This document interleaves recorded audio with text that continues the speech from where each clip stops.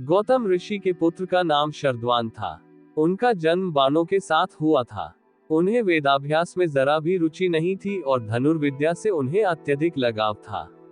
वे धनुर्विद्या में इतने निपुण हो गए कि देवराज इंद्र उनसे भयभीत रहने लगे।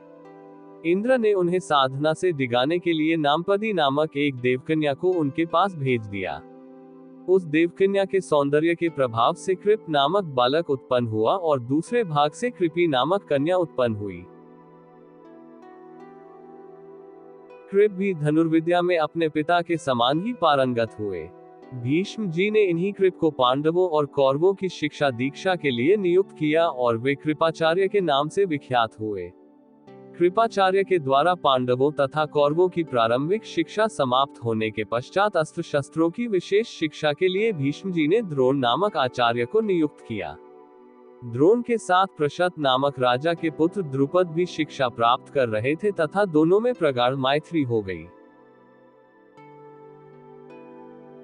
उन्हीं दिनों परशुराम अपनी समस्त संपत्ति को ब्राह्मणों में दान करके महेंद्राचल पर्वत पर तप कर रहे थे।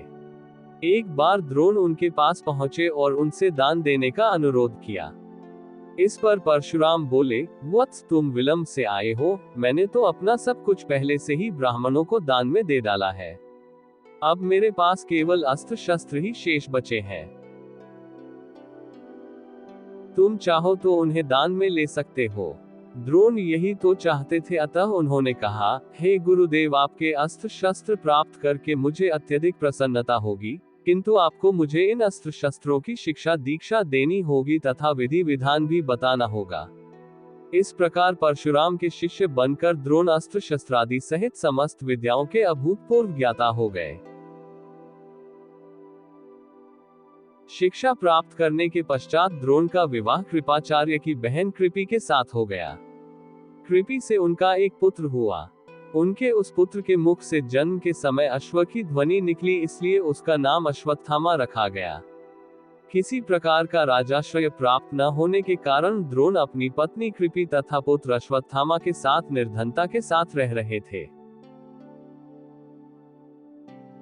एक दिन उनका पुत्र अश्वत्थामा दूध पीने के लिए मचल उठा, किंतु अपनी निर्धनता के कारण द्रोण पुत्र के लिए गाय के दूध की व्यवस्था न कर सके।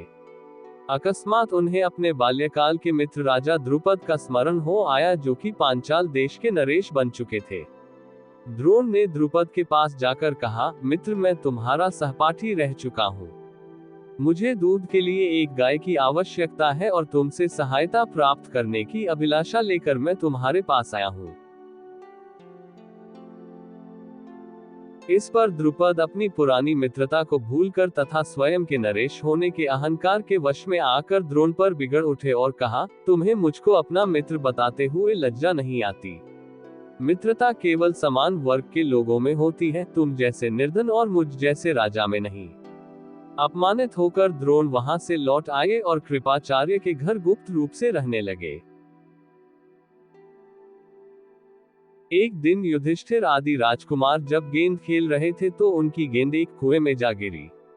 उधर से गुजरते हुए द्रोण से राजकुमारों ने गेंद को कुएं से निकालने के लिए सहायता मांगी। द्रोण ने कहा, यदि तुम लोग मेरे तथा मेरे परिवार के लिए भोजन का प्रबंध करो तो मैं तुम्हारी गेंद निकाल दूंगा। युधिष्ठिर बोले, देव, यदि हमारे पितामह की अनुमति होगी तो आप सदा के लिए भोजन पा सकेंगे। द्रोणाचार्य ने तत्काल एक मुट्ठी सीख लेकर उसे मंत्र से अभिमंत्रित किया और एक सीख से गेंद को छेदा। फिर दूसरे सीख से गेंद में फंसे सीख को छेदा। इस प्रकार सीख से सीख को छेदते हुए गेंद को कुएं से निकाल दिया। इस अद्भुत प्रयोग के विषय में तथा द्रोण के समस्त विषयों में प्रकांड पंडित होने के विषय में ज्ञात होने पर भीष्म पितामह ने उन्हें राजकुमारों के उच्च शिक्षा के नियुक्त कर राजाश्रय में ले लिया और वे द्रोणाचार्य के नाम से विख्यात हुए।